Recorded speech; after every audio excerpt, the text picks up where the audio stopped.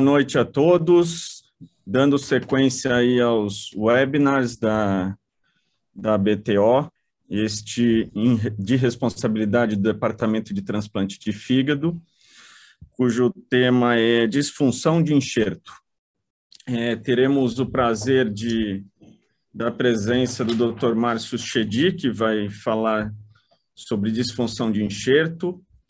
Então, ele vai dar uma revisão de literatura e falar alguns dados de vida real, seguido do Dr. Yuri Boteon, que vai nos falar sobre o papel da máquina de perfusão no transplante de fígado. E teremos como prazer aí da presença dos debatedores, Dr. Ayuka Boin e Dr. Rodrigo Bronze, que nos prestigiarão aí com seus comentários e a discussão final.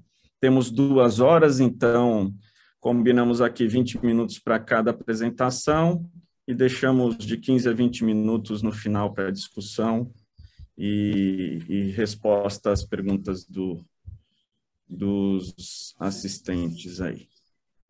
Então, Márcio, quando quiser, fique à vontade. Boa noite a todos, obrigado à BTO pela oportunidade de estar aqui palestrando para todos vocês. É uma honra estar aqui nessa posição. E a palestra que eu vou dar é sobre disfunção do enxerto pós-transplante de fígado. É a mesma palestra que eu dei como palestrante convidado no simpósio de cuidados perioperatórios de transplante de fígado da ILTS, International Liver Transplant Society, no final do ano passado. Então é um vídeo que eu vou passar, ele é em inglês e depois a gente debate, se houver alguma dúvida, a gente está à disposição para esclarecer aqui. Começa com uma revisão da literatura e no final tem um pouco dos dados do nosso serviço, que estão, a grande maioria, publicados. Alguns dados não estão ainda publicados, mas estão em via de publicação. Vamos começar então.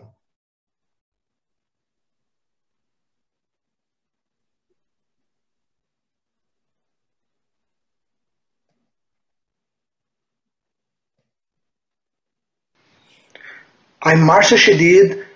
I'm a postgraduate professor of surgery and attending transplant surgeon at Hospital de Clínicas de Porto Alegre, Medical School of the Federal University of Rio Grande do Sul in Porto Alegre, Brazil. I would like to thank the organizing committee for the invitation to speak at this conference. The title of my lecture is Acute Graft Failure After Liver Transplantation, Early Markers of Graft Dysfunction. I declare that I have no conflict interest to disclose. This is Hospital de Clínicas of Porto Alegre. It is a federal public university hospital founded in 1971. It's a tertiary referral center with 919 beds. It's the university hospital of the Medical School of the Federal University, which is my alma mater, and also the place where I work at. And nearly 90% of all care is funded by the public Brazilian health system. The first transplant performed at Hospital de Clínicas de Porto Alegre was a kidney transplant. It occurred in 1978. Currently, kidney, liver, heart, lung, and bone marrow transplants are performed at this hospital. Since 1995, a total of 706 liver transplants were performed at our institution. The scope of this lecture is the post-transplant early markers of graft dysfunction. However, I would like to mention some of the pre-transplant predictor of graft failure and death: recipient functional status, sarcopenia and myosteatosis, neutrophil to lymphocyte ratio, albumin bilirubin ALBI score, liver donor index, and MELD score. Also, intraoperative allograft vascular inflow measurements may play a role in the evaluation of the graft function. Now I will highlight the post-transplant early markers of liver allograft dysfunction and loss. The concept of early allograft dysfunction criteria in liver transplantation comprises one or more of the following: bilirubin equal or higher to 10 milligrams per deciliter on post-transplant day 7, an INR higher or equal to 1.6 on day 7, ALT or AST higher than 2000 within the first 7 post-transplant days. early allograft dysfunction is related to 10 times the odds for post-transplant mortality. Also, it is related to a relative risk of 7.4 of graft loss. The degree of ischemia reperfusion injury is related to the success of the transplant. This recent study has evaluated a total of 506 liver transplant grafts. Only 12% of the grafts had no ischemia reperfusion injury in the biopsy. Long, cold, and warm ischemia times, recipient and donor hypertension, and having a male donor were identified as independent risk factors for moderate to severe ischemia reperfusion injury. The severity of ischemia reperfusion injury correlated with the incidence of early allograft dysfunction and graft survival at 6 months. Grafts with early allograft dysfunction had significantly inferior survival as compared to grafts without early allograft dysfunction. Careful consideration of ischemia reperfusion injury factors during donor-recipient matching may assist in optimizing graft utilization and liver transplant outcomes. Hyaluronic acid levels in the serum. Plasma hyaluronic acid levels were measured with the use of enzyme-linked immunoabsorbent assays. The primary endpoint was 1-year graft loss, and secondary endpoint was biliary stricture. Pre-transplant hyaluronic acid levels did not predict graft loss. Post-transplant hyaluronic acid levels were independent predictors of graft loss, with a discriminatory ability that was high, with an area under the curve of 0.86. MicroRNA 122 was analyzed in the perfusate. A total of 83 liver allografts, being 60 from DBDs and 23 from DCDs, were evaluated at the end of cold ischemia. The microRNAs were analyzed by reverse transcription polymerase chain reaction. Levels of microRNA 122, which is hepatocyte-derived, were significantly increased in grafts with poor function after transplantation.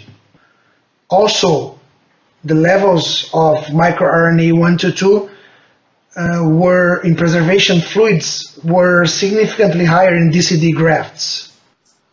A lower long-term graft survival was found in grafts that exhibited a high microRNA 122 microRNA 222 ratio.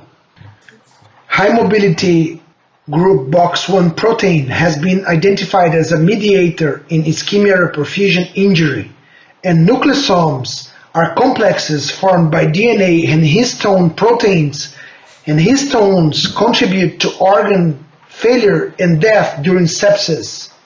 This recent study has investigated the relationship between high mobility group BOX1 protein and nucleosomes and the outcomes in 22 liver transplant recipients. High levels of high mobility group BOX1 protein and nucleosome early after reperfusion, 12 hours after transplantation and 24 hours after transplantation, were associated with acute kidney injury, early allograft dysfunction, graft loss, and death. Syndecan is a component of the glycocalyx. This recent study has evaluated Syndecan-1 as an indicator of degradation of the glycocalyx in 38 liver transplant recipients. The serum and the effluents were evaluated. Serum Syndecan on post-transplant day 1 was a strong predictor of early allograft dysfunction with an area under the curve of 0.84. Graft, vascular endothelial growth factor expression, and graft weight. weight of the allograft and a high intrahepatic vascular endothelial growth factor expression were associated with early allograft dysfunction and survival outcomes in 122 consecutive DCD liver transplants. Circulating mitochondrial DNA evaluation. Mitochondrial DNA may be released into circulation as a consequence of liver injury. 21 patients were enrolled in this study. 7 of those developed early allograft dysfunction. Interestingly, circulating mitochondrial DNA levels were particularly elevated early in the post-transplant period in those who developed early allograft dysfunction. Macrophage activation marker soluble CD163. The relationship between the macrophage activation marker soluble CD163 was investigated in 27 patients undergoing liver transplantation. It was measured, the levels were measured at the time of transplantation, before surgery, 2 hours after reperfusion, and then 24 hours after transplantation. In patients with early allograft dysfunction, SCD163 levels were increased compared with patients without early allograft dysfunction. The authors concluded that macrophage activation may play a role in early allograft dysfunction and that SCD163 may be an early marker for early allograft dysfunction. Interferon gamma, interleukin 10, interferon-inducible protein 10. A recent study has investigated cytokines and soluble mediators in serum of patients with and without early allograft dysfunction. This study also evaluated the predictive and prognostic values of these markers for early allograft dysfunction. A total of 41 patients were included in this study. Surprisingly, 21 of those had early allograft dysfunction. This graph is a comparison of the survival of both groups, depicting that the group that presented with early allograft dysfunction had an inferior graft survival. This slide depicts all the markers that were evaluated by this study. Blood was obtained preoperatively and also on post-transplant days 1 and 2. The pre-transplant levels of interferon gamma with an area under the curve of 0.76 were predictive parameters for early allograft dysfunction in this study. Also, the levels of IL-10 and CXCL10 on the post-transplant day 1 were predictors of early allograft dysfunction in this series. And finally, the levels of CXCL10 on post-transplant day 2 with an area under the curve of 0.76 were prognostic for early allograft dysfunction in this study. Model of early allograft function. The model of early allograft function grades the severity of liver graft dysfunction. The model of early allograft function is a continuous score based on the serum levels of bilirubin, INR, and alanine aminotransferase within the first 3 post-transplant days. Both the model of early allograft function and the early allograft dysfunction criteria were independent predictors of post-transplant survival within the 3, 6, and 12 first post-transplant months. The model of early allograft function outperformed the early allograft dysfunction criteria as a predictor of post-transplant survival in this study. Factor V is a protein of the coagulation system synthesized by the liver. In this study recently published by the Transplantation Journal, our group has evaluated a total of 224 liver transplants. Factor V was determined as a biomarker of early allograft dysfunction and as a predictor of graft loss. A cutoff of 36.1 units per milliliter on post-transplant day 1 was determined. This is another study performed by our group. Serum factor V level lower than 41% on post-transplant day 2 was associated to graft failure and death with a risk ratio of 5.3 on multivariate analysis. Early acute hepatic artery thrombosis, a feared complication following liver transplantation, it has an incidence of up to 10%. Surveillance with the daily ultrasound over the first post-transplant week is important to detect complications. If no flow in the artery is detected, immediate CT angiogram is performed in our patients. Whenever complete main hepatic artery thrombosis is detected, surgical revascularization is accomplished.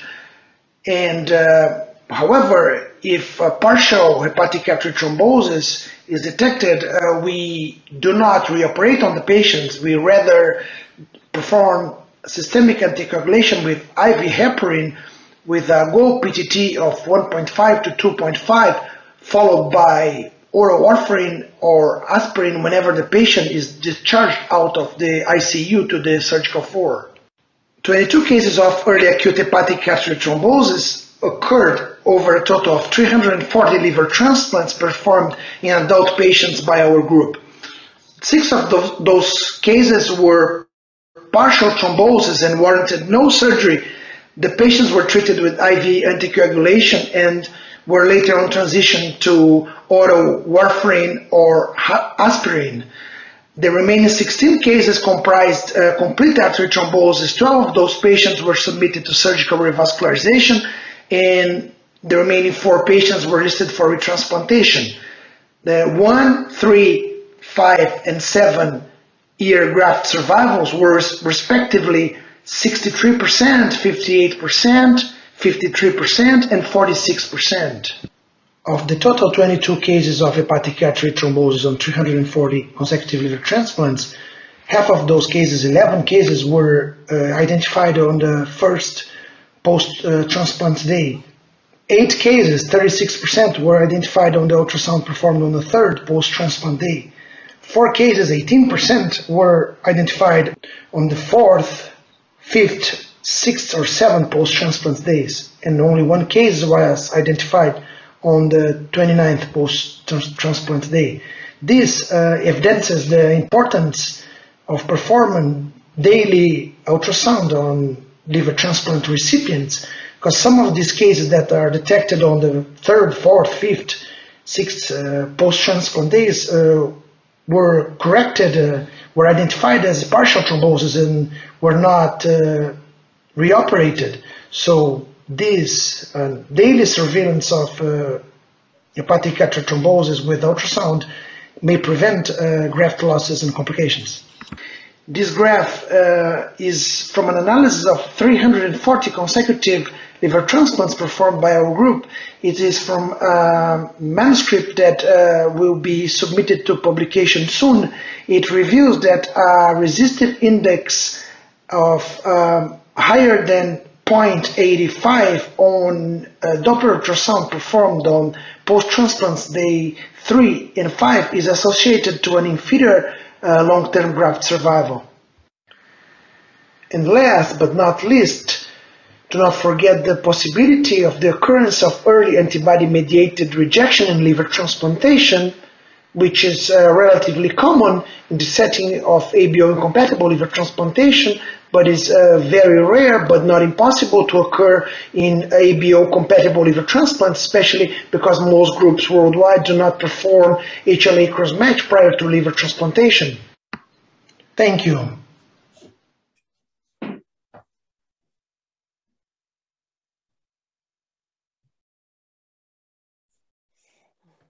Obrigado, Márcio. Parabéns pela excelente apresentação e a incrível revisão aí de literatura em relação aos marcadores. E agora nós vamos ter o prazer de escutar o Dr. Yuri Boteon, que tem uma experiência já desde a sua formação na Inglaterra, com a máquina de perfusão, e atualmente conduz, inclusive, um estudo aqui no Brasil, talvez o único estudo até o momento em atividade. Então, Yuri, por favor, fique à vontade. Boa noite a todos, boa noite aos panelistas aqui.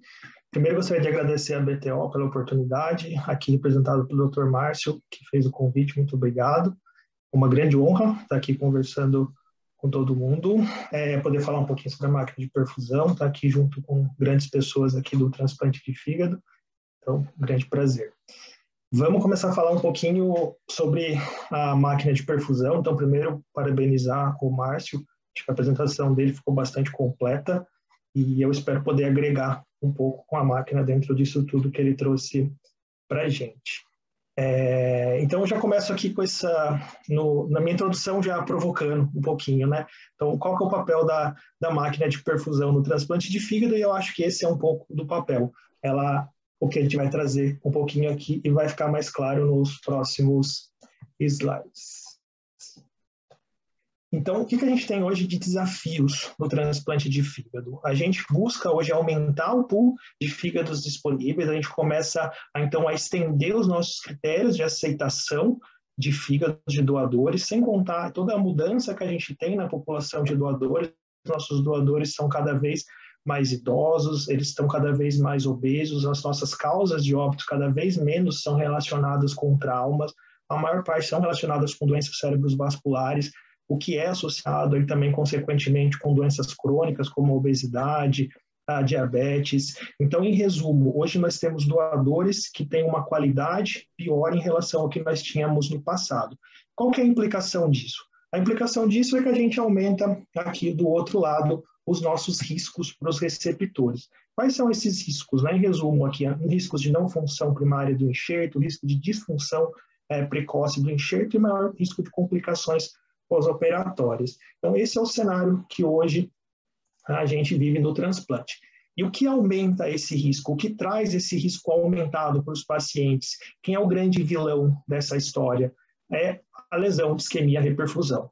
Então, aqui trazendo um pouco para um universo um pouco mais, deixar um pouquinho mais leve as coisas, então, dando aqui o nosso grande vilão é a lesão de isquemia reperfusão. É ela que ocasiona todo esse aumento de risco para os nossos receptores.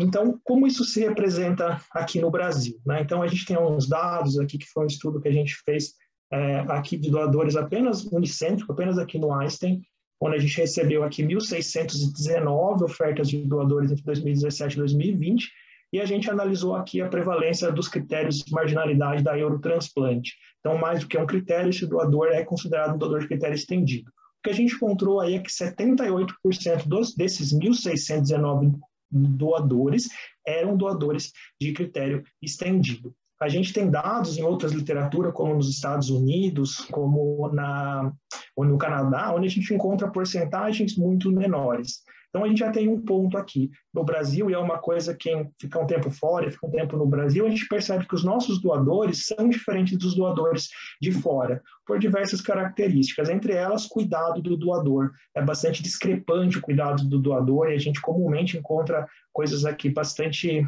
diferentes, sódios muito aumentados, doses altas de vasopressores nesses pacientes, que levam até essas alterações de enzima e até pioram ainda mais um pouco a qualidade desses nossos doadores. Então, o que isso leva? Leva ao que a gente tem hoje aqui, uma baixa taxa de utilização de órgãos de doadores falecidos. E se a gente pegar dados aí da RBT, que são dados da BTO de 2019, a gente encontra que aí apenas 52% dos doadores elegíveis tiveram seus órgãos transplantados. Isso elegíveis. Isso eu não estou falando de órgãos que foram aceitos para a captação, mas doadores elegíveis, apenas 52% tiveram esses órgãos utilizados. Então, é realmente uma baixa utilização. Então, o que a gente percebe hoje? Que a gente tem a necessidade de intervenções para melhor preservar esses órgãos de doadores de critério estendido. Com isso, a gente conseguir aumentar essa taxa de utilização. Então, qual que é o papel da máquina de perfusão no transplante de fígado? Eu traria de uma forma simples, como esse slide aqui. Então, a gente tem aqui o nosso grande vilão, a lesão de isquemia reperfusão, vindo aqui atacar, agredir o nosso fígado, e a máquina de perfusão vai ser o nosso super-herói, vai ser o nosso Superman, vindo aqui proteger o nosso fígado da lesão de isquemia reperfusão. Então, de uma forma um pouco mais leve, acho que esse hoje seria o papel da máquina de perfusão no transplante de fígado. Agora, entrando um pouquinho mais técnico sobre as coisas, a preservação dinâmica de órgãos, que também é conhecida como a máquina de perfusão. Quais são as propriedades? Por que a máquina de perfusão é esse super-herói que protege o nosso fígado da lesão de isquemia reperfusão? que ela vai fazer? Ela vai ter um fluxo contínuo através da vasculatura, que melhora a preservação hepática, vai oferecer nutrientes, oxigênio para o metabolismo celular, remover os resíduos metabólicos tóxicos desse órgão. E o que mais ela faz? Ela, em resumo, limita o dano isquêmico. Então, ela abrevia o tempo de isquemia fria. A partir do momento que eu oxigenei aquele órgão, eu interrompi a minha isquemia fria. Isso é crucial para órgãos de doadores de critério estendido, que são a maioria dos órgãos que a gente tem atualmente para transplante. A máquina ainda consegue, possivelmente, recondicionar órgãos antes do transplante, o que beneficia ainda mais esses órgãos limítrofes, e pode avaliar também aí a capacidade funcional. Então, brevemente, essas são características da máquina de perfusão hepática. E a gente tem várias modalidades de máquina de perfusão. A gente pode fazer ela in situ no doador, principalmente para doadores de parada cardíaca, quanto ex situ, aquela que a gente faz quando o fígado saiu fora do corpo já. Ex situ a gente pode fazer normotérmica, pode fazer hipotérmica, técnicas combinadas.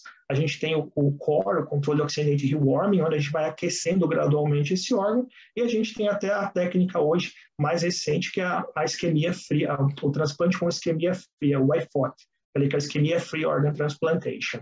Então, aqui eu deixei destacado duas, técnica normotérmica e hipotérmica, são as técnicas mais utilizadas no mundo. Eu vou passar bem brevemente sobre elas, acho que todo mundo já ouviu um pouquinho. Então, essa aqui é a técnica normotérmica. O que a gente consegue fazer com normotemia? A gente vai restabelecer esse metabolismo do órgão. Com isso, a gente consegue fazer uma avaliação da função metabólica desse órgão antes do transplante, prolongar o tempo de preservação e potencialmente até adicionar terapêuticas para esse órgão durante a preservação. Eu não vou ficar entrando em detalhes maiores pela questão de tempo, mas eu vou mostrar aqui para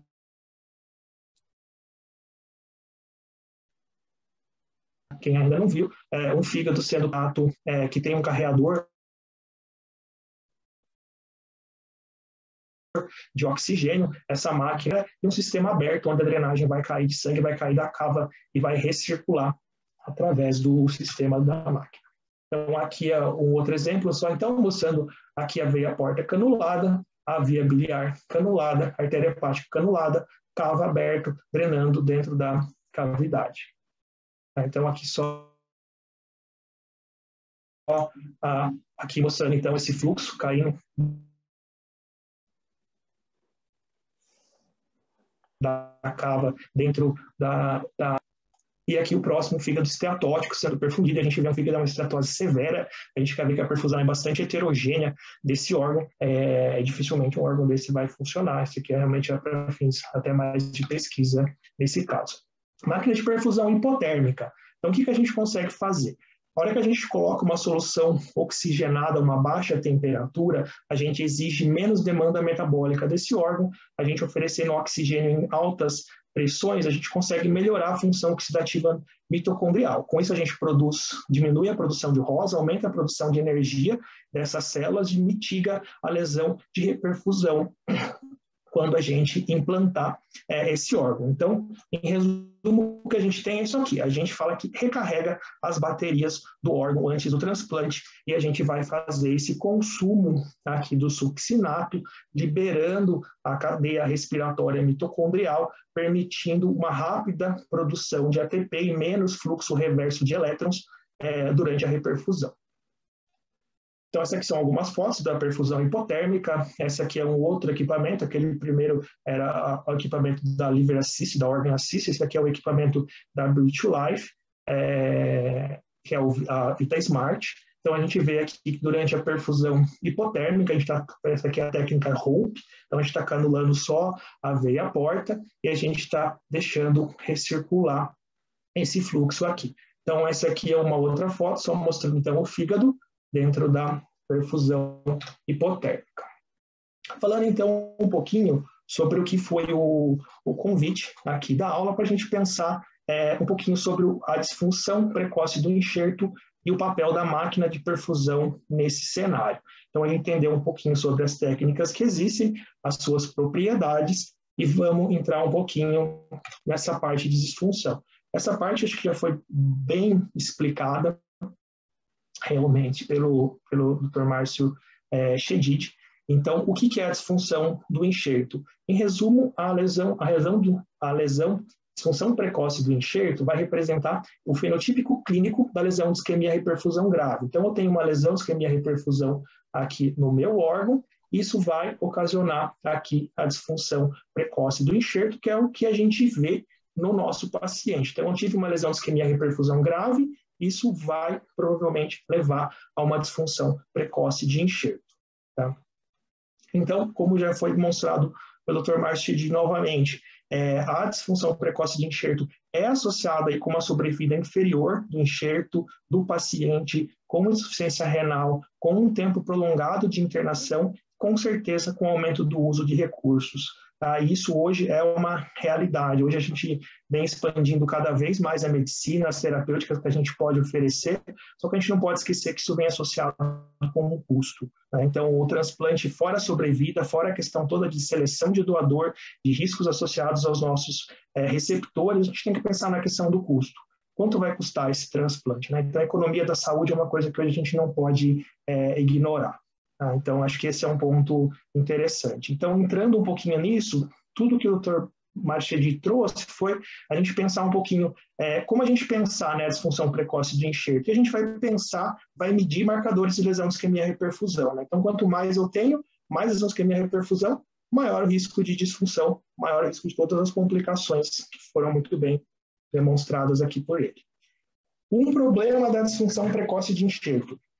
A gente não tem hoje um conceito, uma definição universalmente aceita para disfunção precoce de enxerto. Qual que é a mais utilizada? A mais utilizada é a definição aqui de Althoff, que o Dr. Márcio mostrou aqui para a gente. Então, aqui um ou mais dessas três variáveis. Então, o pico de transaminases maior que 2.000, então lesão hepato-celular, representando aí aquela lesão de isquemia-reperfusão, uma bilirrubina maior que 10 e um RNI maior que 1,6 aqui no pós-operatório dia 7.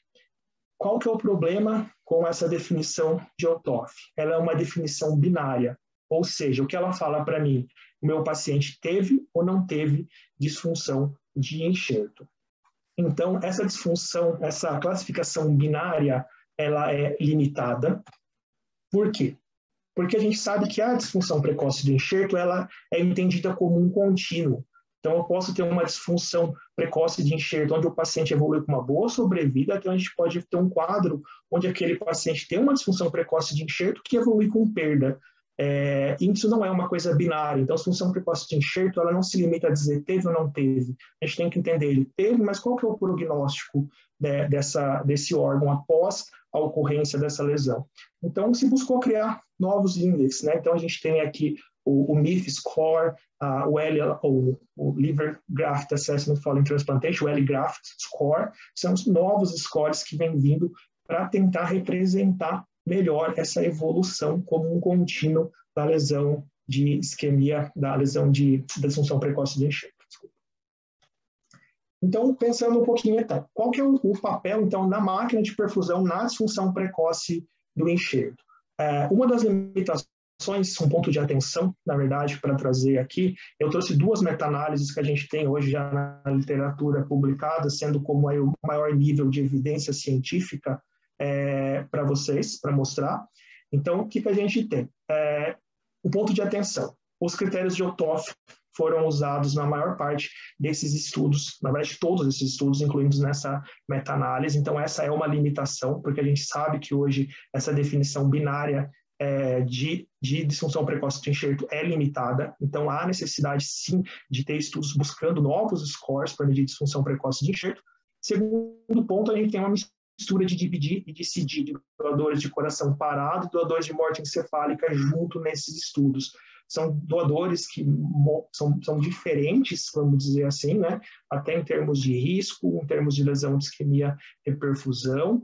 Então, é uma população, de certa forma, heterogênea. Mas, vindo aqui um pouquinho aqui para nossa, em termos de disfunção, porque essa meta-análise identificou foi uma taxa geral de disfunção de enxerto de 15,2 para o grupo com máquina de perfusão e de 30,6 para o grupo de preservação estática em gelo. Ou seja, isso representou que a máquina de perfusão reduziu a taxa de disfunção precoce de enxerto significativamente, tá? Com um P aí de menor que 0,001 e um odds ratio de 0,46 dentro de um intervalo válido, do intervalo de confiança. De forma importante, tanto a máquina de perfusão hipotérmica, a técnica hipotérmica, quanto a normotérmica, ambas reduziram essa taxa de disfunção precoce do enxerto. Tá? Então, o que isso significa? Né? Então, basicamente, volto naquele ponto do super-herói, né? O que a máquina de perfusão está fazendo ao diminuir a taxa de disfunção precoce? Ela está simplesmente mitigando, protegendo o nosso fígado da lesão de isquemia reperfusão. Então, eu volto naquele slide inicial, que aquilo tinha um sentido, que era a ver com isso daqui que eu tentei trazer. Aí a gente tem aqui uma segunda meta-análise recentemente publicada, agora aqui em 2002, março de 2022, aqui um grande grupo de experts em máquina de perfusão, tá? E dentro dessa meta-análise, qual foi a conclusão? Da mesma forma que a meta-análise anterior. Então, tanto a máquina de perfusão hipotérmica quanto a normotérmica preveniram, então, a disfunção precoce do enxerto, foram um fator protetor contra a disfunção precoce do enxerto, também reduziram síndrome pós-reperfusão e diminuíram o tempo de hospitalização. Tá? Então, esse é um aspecto bastante importante. Então, novamente, mitigando lesão, isquemia, reperfusão, diminuindo a disfunção precoce do enxerto. Agora, passando aqui brevemente sobre outras características da máquina de perfusão, a gente tem aqui que a gente conseguiu, tem estudos já mostrando, trials já mostrando aqui com a máquina normotérmica, a gente reduzindo aqui em 50% lesão de enxerto, medido por pico de transaminases, diminuindo o descarte de órgãos, aumentando o tempo de preservação aqui em 54%. Tá? Então, passando para a máquina de perfusão hipotérmica, quando a gente considera doadores de coração parados, de CD, onde a gente tem uma lesão isquêmica na fase quente mais importante. E um problema desses doadores é o risco de colangiopatia isquêmica, que leva esses pacientes a retransplante com grande frequência. E o que se mostrou é que, usando a técnica hipotérmica, a gente conseguiu reduzir a incidência de colangiopatia isquêmica e de disfunção precoce do enxerto. Quando a gente vem para doadores de morte encefálica, que são os doadores que a gente tem no Brasil, a gente tem esse trial que foi publicado agora no meados de 2021, onde foi usado para doadores de parada cardíaca, doadores de morte encefálica, com critérios estendidos, que são basicamente similares aos doadores que a gente tem aqui, que são doadores na Alemanha. Então, o que mostrou o benefício para doadores de morte encefálica? A gente teve também aí uma queda no pico de ALT, redução de complicações em 90 dias, internação hospitalar em UTI e hospitalar mais curta e uma tendência à redução da disfunção precoce de enxerto nos órgãos que foram perfundidos. Trazendo um pouquinho para a realidade aqui do Brasil, o que a gente tem? Então, aqui só voltando um pouco naquele ponto inicial, então a gente fez aqui um estudo do tipo survey, onde foi aplicado para profissionais que trabalham com transplante hepático aqui no Brasil. A gente teve 42 respondentes e a maior parte desses respondentes, aqui tem mais de 70% deles, entenderam que a nossa taxa de utilização de órgãos é baixa. E aqui a gente teve quase 20% que entenderam que a nossa taxa de utilização de órgãos é muito baixa. E quando a gente pensa em estratégias para aumentar a utilização desses órgãos, a gente tem aqui que é uma das medidas mais consideradas mais importantes para aumentar essa utilização de órgãos de doadores é o desenvolvimento ou investimento em novas tecnologias para melhorar a preservação de órgãos, para mitigar essa lesão, isquemia e perfusão. Então, eu vou trazer agora aqui rapidamente, o Dr. Márcio mencionou, essa aqui é a primeira publicação que a gente tem do uso da técnica HOPE aqui no Brasil, é um estudo que foi publicado foi em 2022, ele acabou de ser aceito, na verdade, saiu mês passado na Liver Transplantation, então descrevendo um pouco uma aplicabilidade da máquina de perfusão hepática hipotérmica do HOPE aqui no Brasil. A gente tinha um paciente jovem, 22 anos, com uma cirrose por hepatite autoimune, com um MEL de 42. Esse paciente tomava um ACLF grau 2, com falha tanto hepática quanto de coagulação. a gente recebeu uma oferta aqui de um doador de critério estendido, com donor risk index de 2,79, o que é, por um doador de morte encefálica, ter um donor risk index tão alto, bastante fora do usual, ou seja, um doador bastante limítrofe, né? Ele tinha aqui um body mass index, um IMC de 31, uma histórica de abuso crônico de álcool, com um anti-HBC positivo. Esse paciente, então, a gente colocou ele após 6 horas e 20 minutos de cold ischemia time, de tempo de preservação estática no gelo, até chegar para a gente. Ele foi colocado na técnica de perfusão hepática hipotérmica, no HOPE, por 5 horas e 20 minutos. Então, a gente tem aqui alguns casos, alguns cenários bastante fora dos usuais. Então, é uma técnica de HOPE prolongada que a gente aplicou. Nesse caso, a gente se fez do uso da medição do FMN, da flavina mononucleotídeo, após 30 minutos de perfusão, para entender a viabilidade desse órgão antes de seguir com o transplante. Aqui, então, vai mostrar um pouquinho da perfusão feita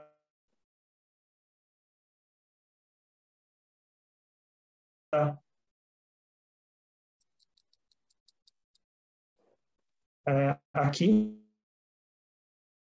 Então, a gente tem o fígado colocado e a porta sendo perfundida. Esse é um equipamento térmica hepática. Isso fica aqui no cantinho da sala, só o fígado em cima de uma mesa. A gente tem o fígado aqui na solução de preservação. Embaixo a gente tem o gelo. E aqui a gente vai ter a máquina com uma bomba aqui para ver a porta. E a gente consegue entender aqui o fluxo que a gente está tendo. A gente consegue ver aqui qual que é a resistência e a pressão que a gente está colocando para esse órgão.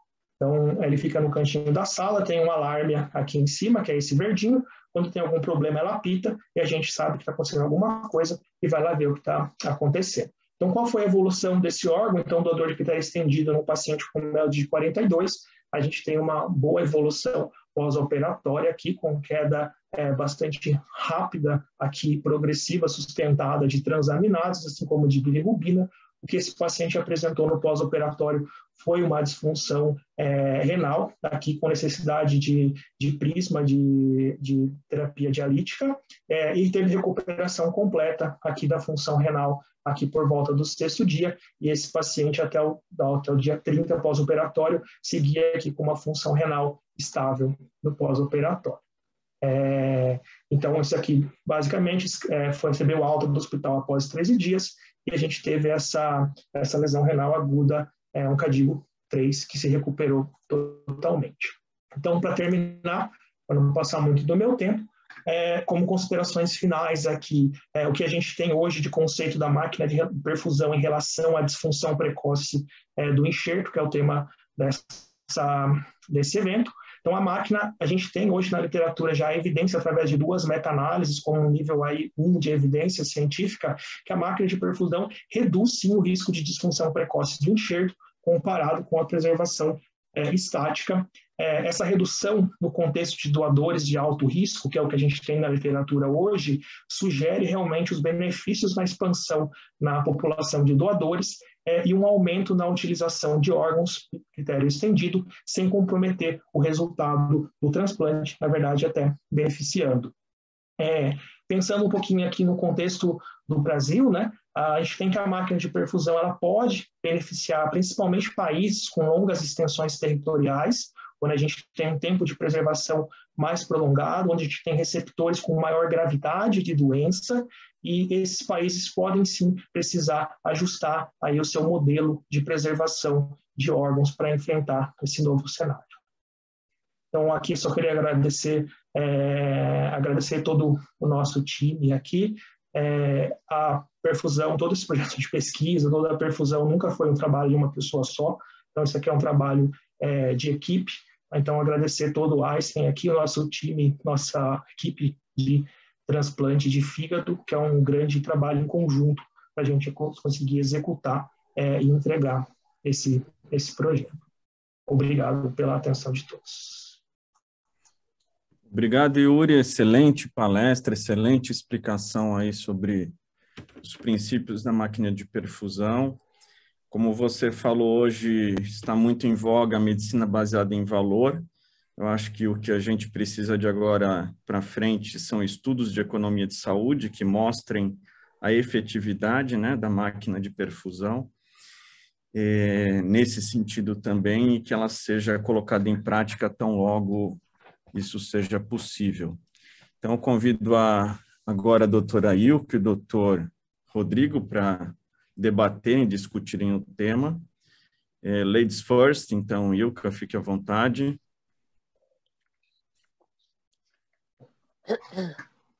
Boa noite a todos. Eu quero parabenizar os palestrantes pela excelência das apresentações, agradecer o convite feito, né, em nome da universidade e também em nome da BTO, né, agradecer a organização desses webinários que são feitos por departamentos e que trazem sempre alguma atuação, discussão para que a gente possa melhorar a área da transplantação no Brasil, no nosso caso, o transplante de fígado.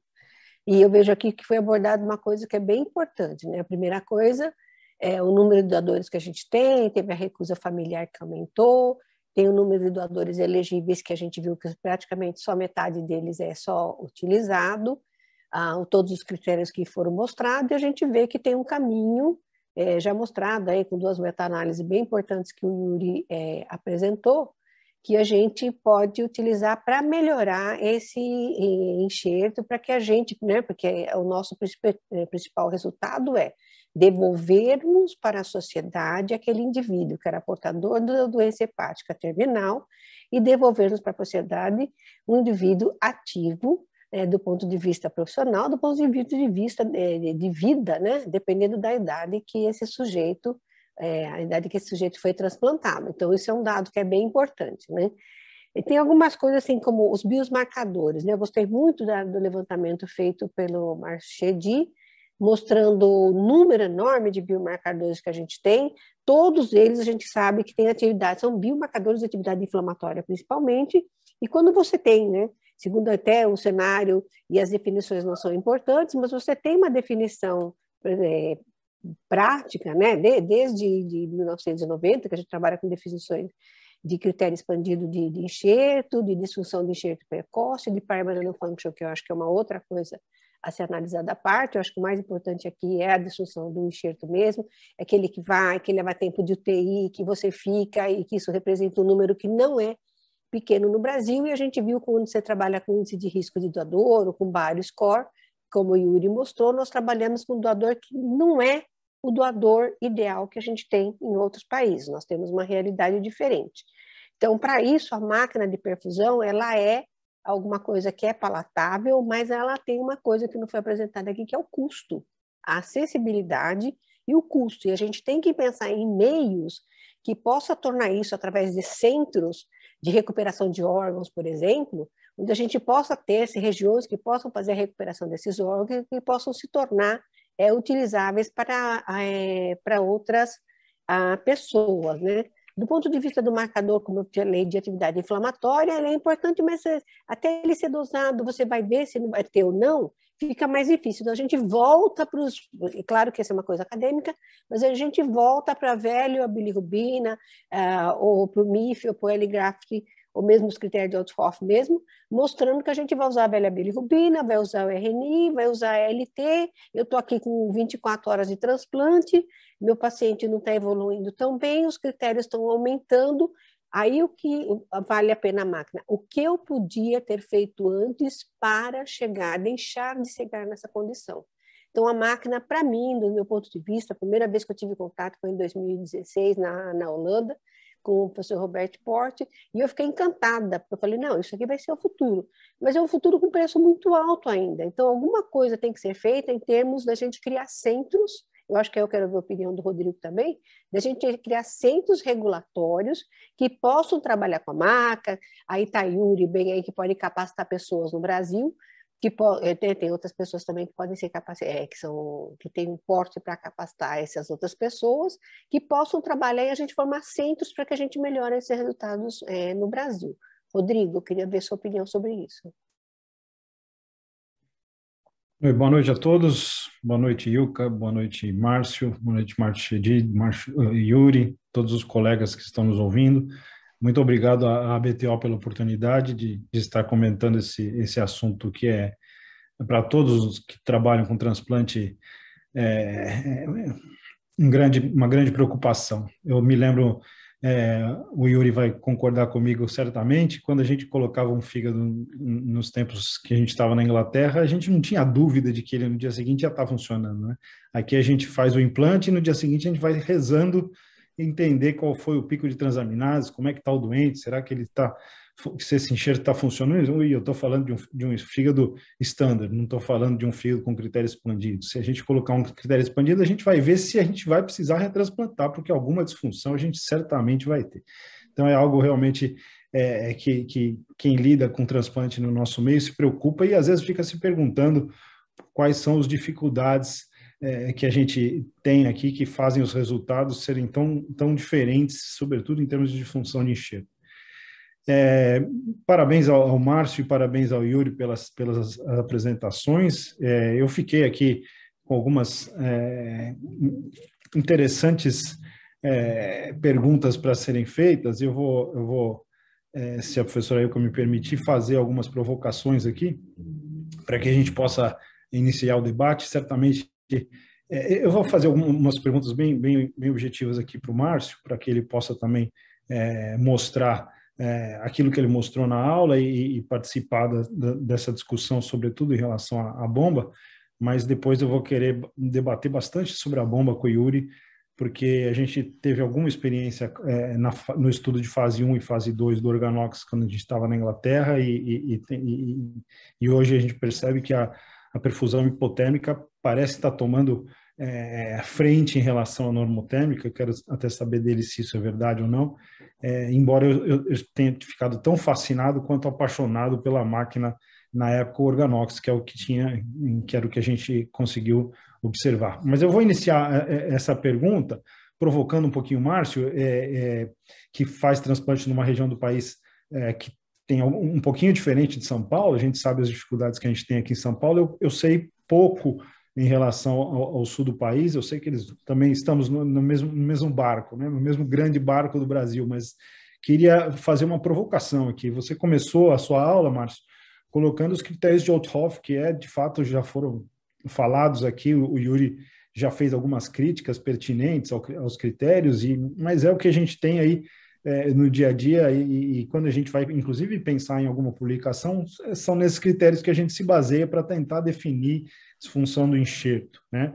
E a minha pergunta é se vocês aí no Sul, assim como nós aqui em São Paulo, o professor Ailka pode confirmar, o Márcio também, o Márcio Dias pode confirmar, quando vocês observam o pico de transaminases pós-transplante, ou mesmo todos os critérios de Outhoff, eu vou fazer uma pergunta. Eu sei que você não vai ter esse número de bate-pronto, mas assim, pelo menos para eu ter uma ordem de grandeza, qual a porcentagem de fígados que vocês fazem o transplante e no pós-operatório vocês notam transaminases acima de 2.000 ou um INR acima de 1,6 no dia 7? A bilirrubina eu vou até talvez vou deixar ela para lá, acho que talvez seja menor, né?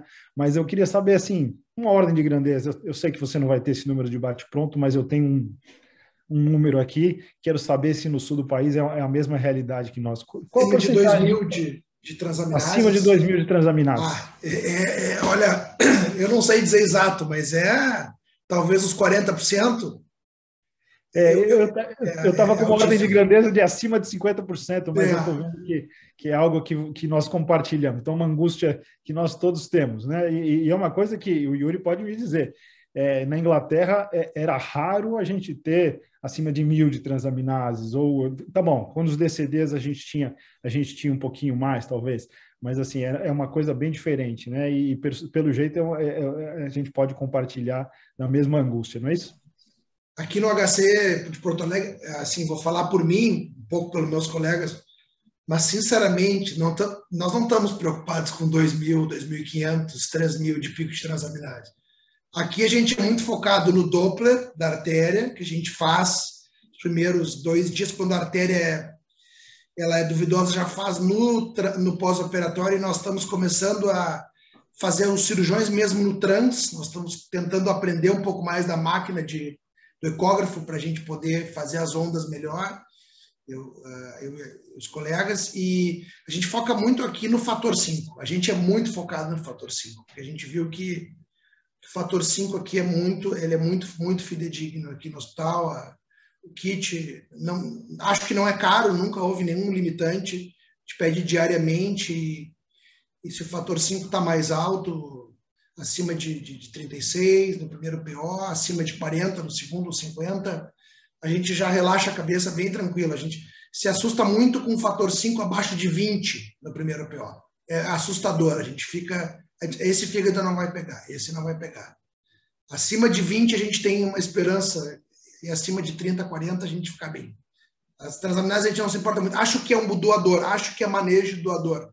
Acho que o problema no Brasil, pelos 2 anos, quase 3 anos que eu fiquei nos Estados Unidos, a maioria do tempo na Clínica Maio, a gente fazia captação e tudo, outra estrutura de manejo doador.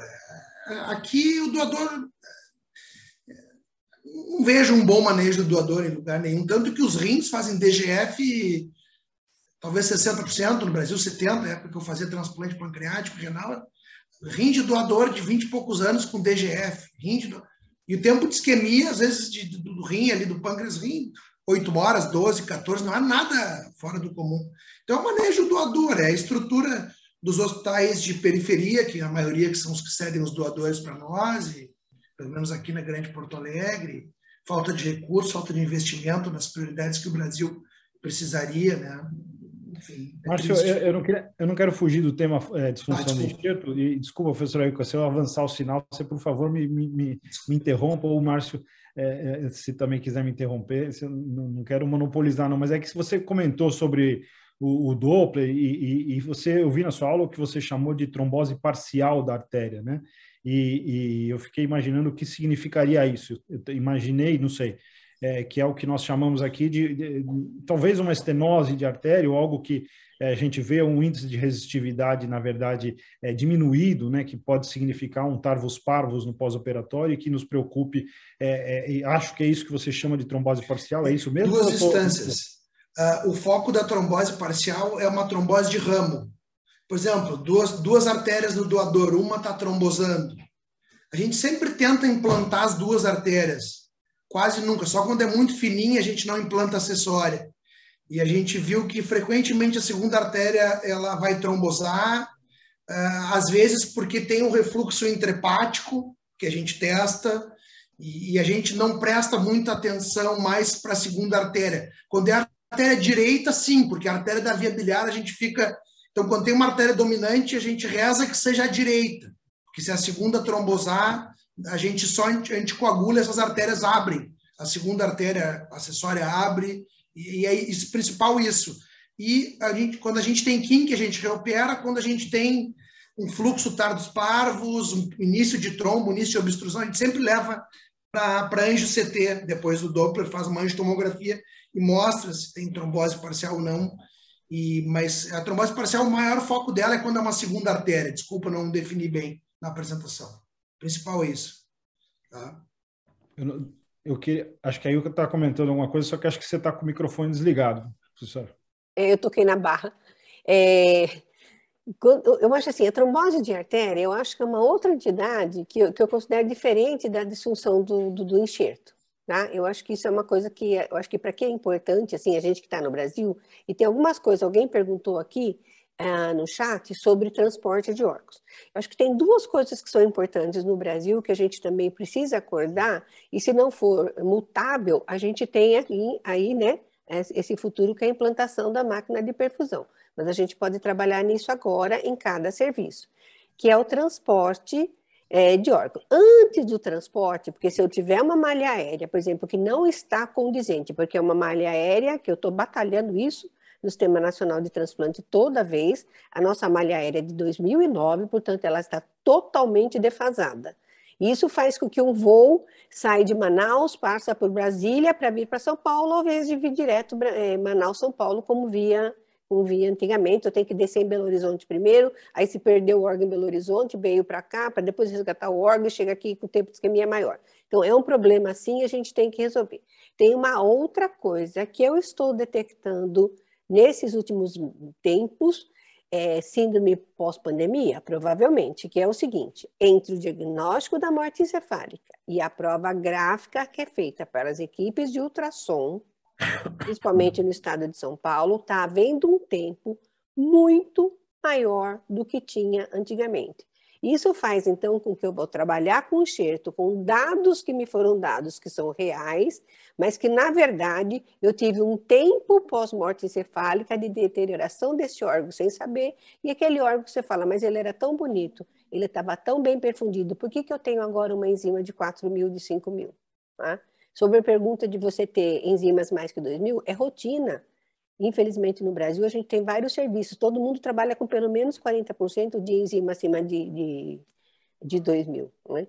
Então, a gente tem essas coisas que a gente também precisa ver como causa de disfunção. Gosto muito do fator 5 como indicador mais precoce, inclusive, de um retransplante, por exemplo, de medicação ilícita para esse paciente, né? O Yuri, eu queria ver com você, eu sei que o Rodrigo tem uma outra pergunta depois, eu queria ver com você viabilidade da implantação desse sistema no Brasil. O que você acha com a experiência que você tem? Professor, a implantação de qual sistema? Eu acho que do Hope, que ele é o mais barato e é o mais factível para a gente. Tá, da perfusão. Sim, eu acho que é implantável, sim, professor. Eu acho que assim, uma das grandes pontos que vocês trouxeram, eu acho que sim, é uma preocupação muito importante, então uma das coisas que eu havia mencionado é a questão de custo. A gente tem hoje, recentemente publicou um estudo assim, mostrando que o que a gente tem hoje de evidência não há um estudo controlado, randomizado, bonito, a gente teve como endpoint a questão financeira, o benefício econômico, isso a gente não tem ainda. Mas todas as análises que a gente tem de estudos prévios, feitos previamente, mostram que há sim uma tendência de benefício. A gente tem um custo upfront, a gente gasta inicialmente um custo a mais, mas esse custo se compensa em termos de internação, menor risco de complicações. Quanto a gente custa para fazer uma arteriografia, por exemplo? Quanto custa para a gente mexer numa via biliar? Então, assim, só esse custo, eu te garanto, já compensa o custo de usar um kit de máquina de perfusão. Assim, se ficar lá mais 2, 3 dias na UTI, vai compensar o custo. Então, essas complicações, isso assim, só considerar o período pós-operatório inicial, né? Se a gente considerar depois retransplante, a gente considerar a sobrevida, todas as complicações pós-operatórias, assim, o que a gente tem de evidência hoje, que ainda não é uma evidência nível 1, não é uma evidência conclusiva, o que a gente tem de sugestão é, sim, que há um benefício econômico. Então, acho que esse seria o maior limitante que a gente enfrenta, né? Lidar com esse custo inicial maior.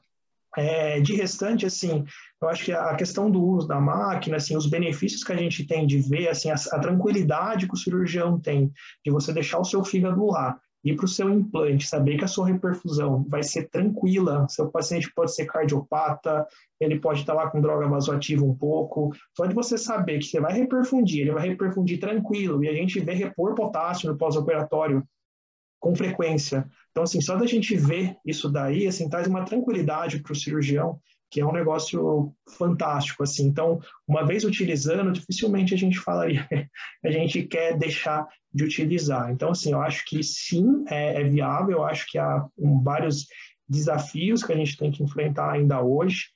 Em termos de aplicabilidade, eu acho que tem espaço para as duas técnicas. Eu acho que, obviamente, para começar, a técnica hipotérmica é uma técnica que traz suas vantagens, até logísticas, em termos de hospitais, estruturalmente. Não é fácil até as pessoas entenderem como que faz, aonde que manda, a amostra. Enfim, isso está entrando na parte prática, né? Assim, nem entrando em parte de avaliação de viabilidade, que é um pouco mais recentemente novo, né? Mas que a gente já consegue fazer, a gente consegue fazer com um aparelho simples no laboratório, tipo, a gente desce no laboratório e faz essa medição ali em 5 minutos, mas mesmo assim, nem considerando isso. Então, assim, em resumo, acho que só ponderar um pouquinho esses pontos aí, mas sim, acho que é uma técnica totalmente viável, acho que precisa ter só pessoas treinadas e habilitadas, porque senão a gente faz um uso talvez não tão correto da técnica, e isso a gente acaba podendo muitas vezes até queimar a técnica, enfim, foi uma ponderação a mais. Deixa eu só colocar aqui algumas questões da plateia aí. O Gustavo pergunta se o tempo entre o início da isquemia fria e a retirada do órgão da cavidade do doador e o acondicionamento em caixa térmica tem importância. Qual o tempo e qual a solução preferida dos palestrantes? E do Gustavo mesmo, a pergunta se a alocação do enxerto baseado na biópsia de congelação seria importante e prático. Eu acho que só complementando o que o Yuri falou aí, a gente já não tem estudos especificamente da perfusão, da máquina de perfusão no fígado, mas a gente já tem alguma coisa de rim. No próprio Einstein foi conduzido um estudo bem importante e com achados de economia de saúde benéficos. Então, acho que vai pelo mesmo caminho, como o Yuri falou, mas, sem dúvida, a gente precisa colocar em prática e analisar os dados, pelo menos de início, né? Está aberto aí para resposta ao Gustavo. Professor Bronze, acho que ele é uma pessoa bastante conhecida. Pode dar prioridade para a resposta ao Gustavo, Yuri, depois eu te faço outras perguntas.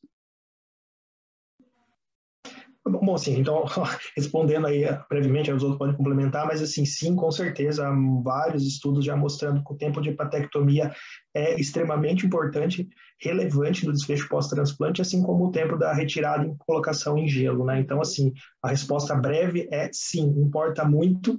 Isso é sim um problema que a gente enfrenta aqui também e que a gente fica sempre de olho qual que é o tempo. E uma das coisas aqui que, principalmente quando tem captação com múltiplos órgãos, a captação fica um pouco mais conturbada pelas múltiplas equipes, que é um pouco diferente do que a gente tinha fora do país, onde a gente tinha só uma equipe que fazia a extração de todos os órgãos, esse ponto um pouco mais conturbado, tem que sair o pulmão primeiro, o coração primeiro, aí fica nisso. Normalmente o nosso tempo de hepatectomia, ele vai ali para às vezes mais de 1h20, 1h30, isso para o transplantador, mesmo se a gente já tem um bom órgão, a hora que a gente olha isso, assusta bastante a gente, já é um fator que a gente pondera na balança ali, que é um risco a mais.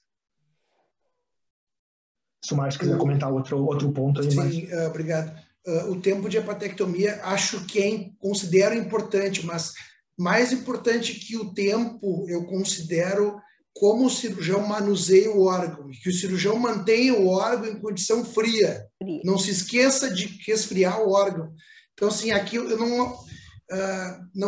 não acho o tempo principal. Acho que, assim, claro, se puder tirar rápido, maravilha, mas se não puder, enfim, que manuseie ele, não deixe o órgão esquentar. Solução de preservação. A gente tem usado o IgL aqui no Sul, mas, assim, a gente considera o GL e o W, de acordo com aquele trabalho do René Dunn, o registro europeu, um pouco melhores que o Celsius e o Custodiol, especialmente o Custodiol, mas outras soluções também são. O Custodiol também é ok, principalmente se você conseguir implantar o órgão com até 8 horas de isquemia fria, o Custodiol é equivalente aos outros 3. Isquemia quente, a gente presta atenção aqui bastante, até 40 minutos, a parte da... Idealmente abaixo de 30, mas até 40 é ok ainda. Biópsia de congelação, alguém tem alguma opinião formada aí?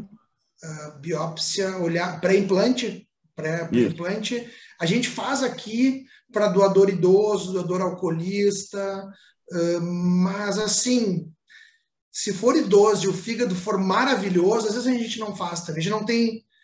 Quando tem dúvida, geralmente a gente acaba fazendo. Se tem comorbidade. Mas, assim, acho que um dos grandes problemas da biópsia de congelação é a avaliação, né? Assim, a avaliação é gigante, seja aqui, seja na Inglaterra, onde for no mundo. A avaliação dos patologistas é bastante grande e então, assim, obviamente é um guia a mais quando a gente usa, quando a gente tem dúvida. Então, assim, nossa, eu aceitei um fígado ali, aqui no Einstein até obrigatório, mas, assim, uma coisa até mais debatível, mas, assim, paciente que tinha aí anti-HBC positivo, então a gente vai fazer uma biópsia para entender se tem fibrose. O paciente que eu olhei o fígado, ele está aparecendo ali mais severamente esteatótico, então a gente vai fazer a biópsia. Agora, ele parece que é só uma esteatose leve, a gente não vai ficar biopsiando, mesmo porque tem o tempo de avaliação. Acho que se a gente tivesse isso disponível no hospital da captação, seria perfeito, mas como a gente normalmente só tem disponível no nosso hospital, no centro transplantador, esse órgão tem que chegar, tem que ir para o patologista, muitas vezes isso excede o tempo do preparo do órgão e a gente posterga o início do transplante, anestesia. Então, se é um órgão que eu já estou suspeitando que ele é esteatótico, eu aguardar mais um tempo ainda para ver o resultado, para implantar esse órgão, a não ser que ele chegue em 2 horas para mim, esse órgão, infelizmente, não vou conseguir usar. Né? Então, assim, acho que esse é o cenário onde a biópsia ajuda, pelo menos do meu ponto de vista. Yuri, posso fazer uma pergunta, Márcio? Claro. Você me dá licença? Assim, tudo bem, a biópsia tem que ter um patologista, tem que ter experiência, né? Um frozen section que vai ser feito e tal. Mas, assim, qual o valor que tanto você ou o Márcio, no serviço de vocês, que são serviços de grande experiência, teriam na avaliação do doador, até antes dele chegar no centro cirúrgico, naquele tempo que ele está sendo oferecido, do ultrassom, que é capaz de te mostrar uma esteatose leve, uma esteatose moderada, uma esteatose grave. Vocês veriam alguma utilidade nisso? Olha, professora, assim, eu vou responder a minha parte ali para o Márcio, assim, variável, professor, é igual a histórico de etilismo. A gente usou, faz 2 dias, um órgão que estava escrito na ficha, etilista pesado. Mesma coisa, a hora que foi pegar o órgão era lindo, perfeito. Transaminase um pouco alterado, a gente pagou para ver, ganhamos, o paciente saiu ganhando, transplantado. Para mim, o ultrassom seria a mesma coisa. Se o paciente tiver um IMC de 40 e tanto, está escrito lá que tem uma esteatose severa, eu vou me preocupar. Se ele tiver um IMC com 30 e pouquinho e falar que tem esteatose, eu vou pagar para ver, eu não vou deixar o órgão ir por conta do exame. Então, acho que assim... Não é deixar de captar, não é deixar de observar, isso não. Eu acho que se um órgão oferecido, uma família fez a doação, fez esse ato de generosidade, eu acho que cabe a gente cada vez mais ir buscar. Claro que tem extremos que você vai falar que não, mas assim, no talvez, eu acho que é uma desconsideração também com a família do doador, eu penso isso, eu acho que a gente deve ir buscar sempre que for possível, a não ser que tenha casos extremos, entendeu? Seria como uma ferramenta mais de trabalho. Eu acho que estamos chegando ao final, deixamos o Rodrigo aí para trás, se ele puder rapidamente fazer as perguntas ao Yuri, que ele tinha dúvida aí, e encerramos a seguir. Se quiser me interromper, por favor, Márcio, fica à vontade. Na verdade, realmente, para quem experimentou o Organox, a gente ficava fascinado, porque a gente conseguia entender o órgão na máquina e perceber que mesmo com os critérios expandidos, seja lá quais fossem eles, a gente entendia se o órgão se ele estava com um bom fluxo, se ele tinha um bom fluxo biliar, se ele tinha bons laboratórios, se ele tinha, sobretudo, se ele mantinha o pH do sistema, a gente sabia que aquele órgão ia funcionar. Alguns fígados não tinham exatamente essa mesma qualidade, a gente percebia que aqueles eram mais preocupantes. E como eu falei, assim, me corrija se estou enganado, eu percebo que há uma tendência, por questões, imagino eu, de ordem prática e de custo, a perfusão hipotérmica está sendo mais, digamos assim, está ganhando mais espaço em relação à normotérmica. Não sei se também as dificuldades do Organox, aquela trambolho enorme, traz dificuldades práticas que cortem um pouquinho isso. Mas a gente via que ele testava o órgão enquanto isso. E você me chegou a mencionar sobre alguns testes que você, inclusive, fez no caso que você mostrou do Einstein, e que talvez tragam isso, porque assim, a gente vai empurrando os limites, né? Você mostrou um caso, certamente com critérios expandidos, mas de repente você tem um com mais critérios expandidos, você querendo usar, e você colocar na máquina e as cegas falar assim, não, ele vai funcionar porque eu coloquei na máquina, acho que não é bem assim. Então, o testar o órgão me parece muito interessante, pelo menos é o que a gente via naquela época, e eu fiquei fascinado por isso, e percebo que na hipotérmica isso tem algumas dificuldades ainda, a não ser que eu esteja enganado, me corrija. E você falou algum teste que você fez em 5 minutos, eu queria entender melhor um pouquinho sobre isso. Perfeito. Assim, sim, realmente, assim, a avaliação de função é um negócio que ajuda muito. Só que assim, eu acho que tem espaço para tudo, em resumo. Assim, você vai falar assim, nossa, eu tenho um órgão ali que ele é severamente esteatótico, tem uma esteatose mais grave, ele tinha uma transaminase muito alta, eu vou pensar em avaliar a função desse órgão, sim. Como avaliar a função? A máquina normotérmica, ela traz a facilidade de restabelecer o metabolismo. Eu consigo ver coisas em tempo real ali que me ajudam muito mais. É muito mais a nossa prática diária. Então, eu consigo ver produção de pilha, eu consigo ver fluxo, eu consigo ver o parênquima sendo perfundido. Isso, assim, traz para a gente, cirurgião, uma coisa muito, muito boa, né? Só que quando a gente fala de avaliação de função, a gente sabe que não é claro. Assim, a gente tem lá que o lactato, os critérios de Birmingham, ali, o lactato, o clearance de lactato, produção de bile, só que a gente sabe que esses não são critérios definitivos, não existem hoje critérios definitivos para avaliação de função, mesmo durante a perfusão normotérmica, então isso tudo é muito novo, e aí que eu entro que a gente precisa, sim, de pessoas que entendam sobre aquilo, porque hoje não é uma coisa tão simples, tão standard, tão binários, tão sim ou não. Então, isso é uma coisa para considerar. Quando a gente vai para a perfusão hipotérmica, hoje há sim formas a gente tentar entender o funcionamento daquele órgão. A gente consegue colher gasometria, a gente entende um pouquinho como aquele fígado está se comportando em termos de metabolismo energético. Isso dá um guia para a gente já entender, isso traz uma certa segurança para a gente já.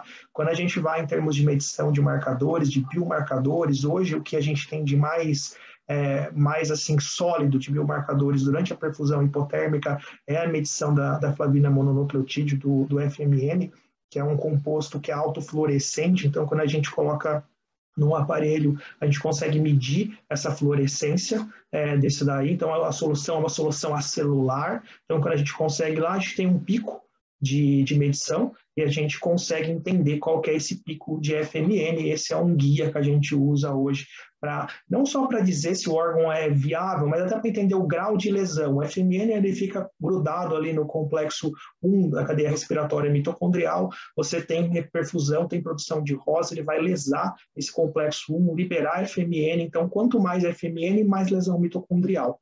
Então, é um marcador de lesão mitocondrial. Então, eu entendo que se eu tenho um nível muito alto, eu não devo usar esse órgão. Se eu tenho um nível intermediário, eu entendo que eu consigo usar esse órgão por um receptor que tenha um risco, vamos dizer assim, menor. Se eu tenho um nível muito baixo, eu sei que eu consigo usar esse órgão para qualquer receptor. Então, o FMN hoje tem evidência que ele ajuda a gente não só na definição de viabilidade, mas também na questão do doador. Isso é tudo bastante novo, mas assim, a gente tem usado, a gente tem 4 casos que a gente usou, e é um marcador que sim, é bastante interessante. Mas enfim, sim, só trazendo, acho que a perfusão hipotérmica tem a vantagem da facilidade. Essa é uma coisa que não tem igual, só que, por outro lado, a gente tem a questão da avaliação de viabilidade. Isso, muitas vezes, quando assim, um doador é muito ruim, assim, a qualidade é muito inferior, vamos colocar assim, eu ainda acho que há o papel, sim, para perfusão normotérmica. E aí que eu acho que o protocolo combinado é umas coisas mais interessantes que a gente tem para fazer a combinação HOPE com normotérmico. A gente faz a ressuscitação, aproveita a vantagem da hipotérmica e aproveita a vantagem da normotérmica, que é essa avaliação de função, de certa forma, de uma forma mais fidedigna. Mas, assim, com o avanço de biomarcadores na perfusão hipotérmica, a gente cada vez mais vai perder a necessidade, eu acho, da normotérmica, a não ser que você queira fazer tratamentos extracorpóreos, que aí você precisa da normotérmica, a não ser que você queira preservar por muitas horas, e aí você vai precisar da normotérmica, a hipotérmica não vai te atender. Mas são cenários, de certa forma, até mais fora da prática clínica. Bom, chegamos ao fim, infelizmente, a gente teria muito mais para discutir aí, até para responder as perguntas da plateia. Gostaria mais uma vez de agradecer a presença de todos, em nome da diretoria da BTO e do coordenador do departamento, Wellington Andraus, aos palestrantes, aos debatedores e a todos que estão aí online nos escutando. Boa noite a todos e até o próximo webinar. Boa noite. Obrigado. Obrigado.